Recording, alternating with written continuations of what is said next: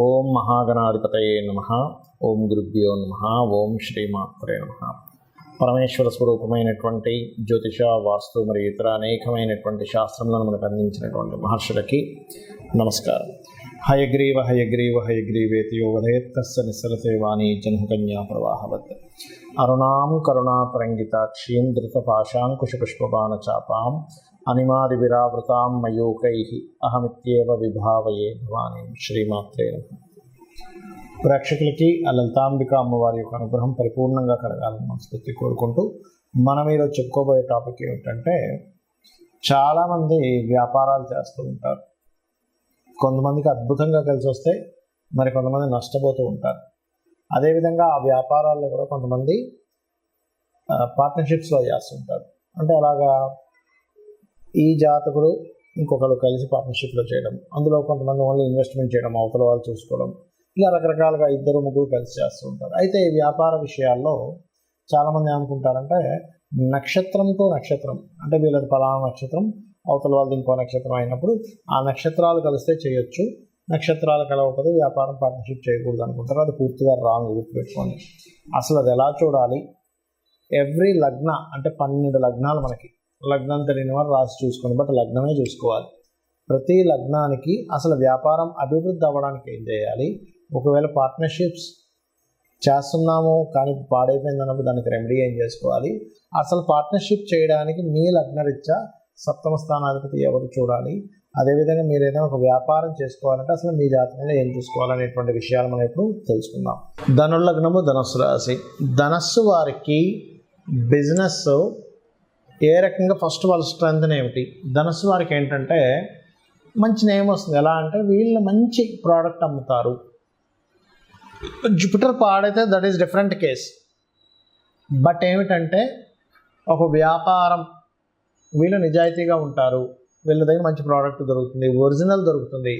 ఇలాంటి దాని మీద మీరు బిల్డప్ చేసుకుంటూ వెళ్తే బాగుంటుంది. మీ యొక్క తత్వం కూడా అలా ఉంటుంది ధనుసు లగ్నం వారికి. మరైతే ఇక్కడ మనము స్ట్రెంగ్త్, వీక్నెస్ ఎలా ఉంటుందో అదేవిధంగా మనం ఒక బిజినెస్ ప్రారంభించాలన్నా, పార్ట్నర్షిప్స్ చేయాలన్నా, లాభాలు రావాలన్నా గ్రహాలు ఉంటాయి.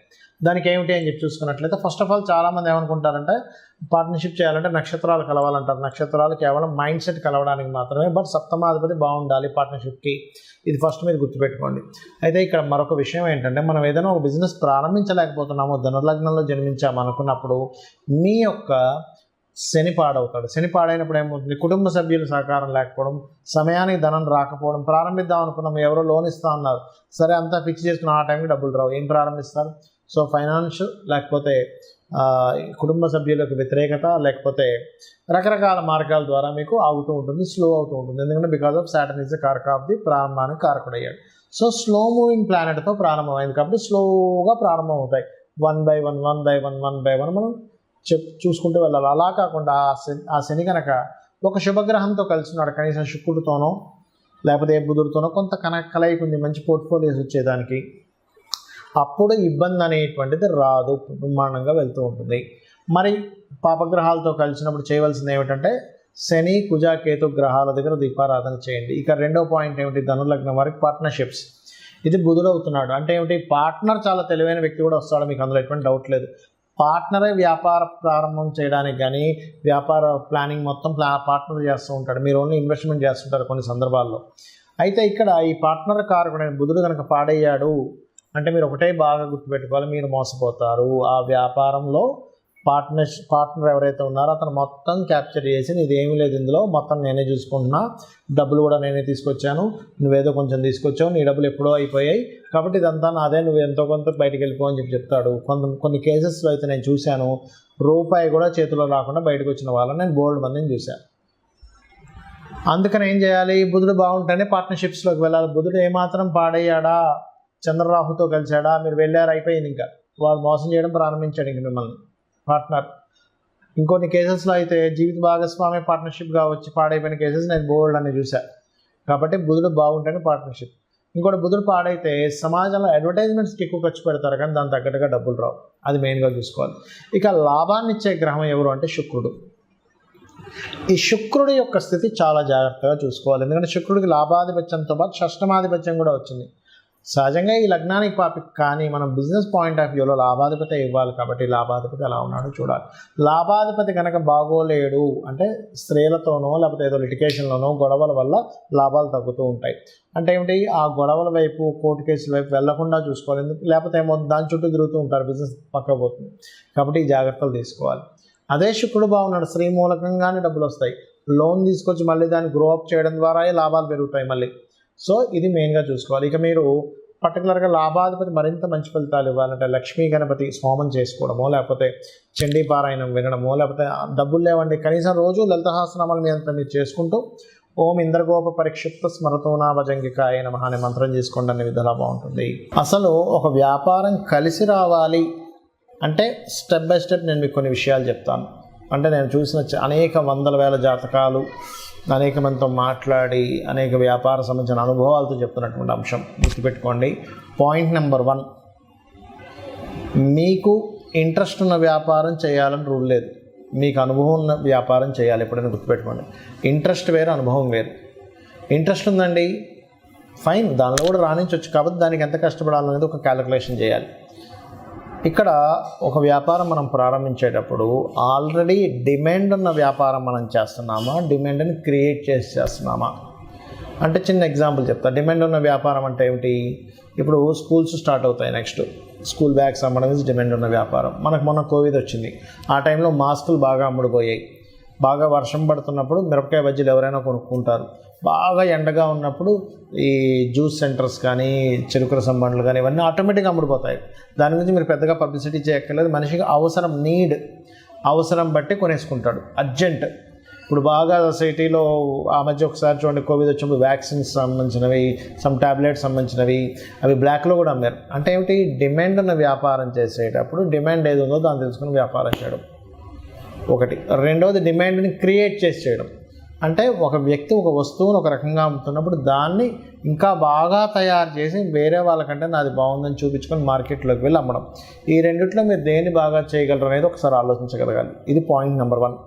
రెండవది, మీకు ధనం ఇచ్చేటువంటి కారకుడు నిజంగానే మీ జన్మజాతకంలో వ్యాపార యోగాలు ఉన్నాయా లేవా అనేది ఫస్ట్ చెక్ చేసుకోండి. అంటే వ్యాపార యోగం ఉంటేనే వ్యాపారంలో దిగాలి, వ్యాపార యోగం లేకపోతే వ్యాపారాల్లో దిగడం వల్ల నష్టపోవడం తప్పితే ఏమీ ఉండదు అక్కడ. దీన్ని ఎలా చూస్తారు అంటే బుధగ్రహం ఎలా ఉంది ఈజ్ మోస్ట్ ఇంపార్టెంట్. లాభాధిపతి ఎలా ఉన్నాడు, ధనాధిపతి ఎలా ఉన్నాడు. నిజంగానే బుధుడు రాసుడికి లేదా ఈ యొక్క వ్యాపార కారకుడితో సంబంధం ఉందా, స్వేచ్ఛాయోగం ఉందా, అంటే శనికేతువులు ఎలా ఉన్నారు, శని రాహువులు ఎలా ఉన్నారు ఈజ్ మోస్ట్ ఇంపార్టెంట్. ఇక్కడ ఏదైనా ఒక వ్యాపారం సరే మీకు కలిసి వస్తున్న వ్యాపారం తెలిసింది, అందులో ఏంటి, అది సర్వీస్ ఓరియంటెడా ప్రోడక్ట్ ఓరియంటెడా తెలుసుకోవాలి. సర్వీస్ ఓరియంటెడ్ అయితే సర్వీసెస్ చేయడమే. అంటే లైక్ ఏదైనా ఇప్పుడు స్కూల్స్ ఉన్నాయి, సర్వీసెస్, అది ప్రోడక్ట్ కాదు. రియల్ ఎస్టేట్ సర్వీసెస్ అంటే మీరు మధ్యలో ఉండి మధ్యవర్తిగా ఎవరికైనా అమ్మిస్తున్నారు, కొనిపిస్తున్నారు, దట్ ఈజ్ సర్వీస్. అట్లా సర్వీసెస్ చేసేవి. డాక్టర్ ఉన్నాడు, సర్వీస్. ఆస్ట్రాలజర్ సర్వీస్, వాస్తు కన్సల్టెంట్ సర్వీస్, లేదా ఒక జాబ్స్ పెట్టించే కన్సల్టెన్సీ పెట్టుకుంటారు, అదొక సర్వీస్ అనమాట. అదేవిధంగా ఏదైనా ఒక రెంటల్స్కి ఇస్తున్నాము, ఇప్పుడు షామ్య మనకి ఇవి ఉంటాయి, ఏది ఒక వంట సామాన్లు కానీ లేకపోతే పెళ్లి సామాన్లు కానీ రెంట్లకి ఇస్తుంటారు. నువ్వు ఎనీథింగ్ నువ్వు ఒక రెంట్కి ఇచ్చి మళ్ళీ ఆ రెంట్ మీద తీసుకునేది కూడా సర్వీసెస్ కిందకే వస్తాయి. అంటే నువ్వు అక్కడేమీ ప్రత్యేకంగా నువ్వేమీ అమ్మట్లేదు, నువ్వు ఒక సర్వీస్ చేస్తున్నావు. నీకు సర్వీస్ ఉందా, బిజినెస్, లేకపోతే ప్రోడక్ట్ ఉందా ఈజ్ మోస్ట్ ఇంపార్టెంట్. ఇవన్నీ ఒక ఎత్తు అయితే ఏ బిజినెస్ అయినా సరే దానికంటూ ఒక లెక్క ఉంటుంది. చాలామంది తెలియని విషయం ఏంటంటే బిజినెస్ పెడతారు, నెల రోజులు చూస్తారు, 2 నెలలు చూస్తారు, అమ్మో మన వల్ల కాదు ఇది తీసేయాల్సిందే అని ఇమ్మీడియట్లీ తీసేస్తారు. ఒక మొక్క మనం నాటినప్పుడు, ఒక విత్తనం వేసినప్పుడు ఆ విత్తనం చిగురించి పైకి రావడానికి దానికి ఒక టైం పడుతుంది. అది మొక్క అవ్వడానికి కొంత టైం పడుతుంది. దాని రక్షణను ఇవ్వాలి, దానికి ప్రొటెక్ట్ చేయాలి ఆ మొక్కని, ఏ మేకలో అవి ఇవి తినేయకుండా. అది కొంచెం పెరగడానికి ఎరువులు వేయాలి.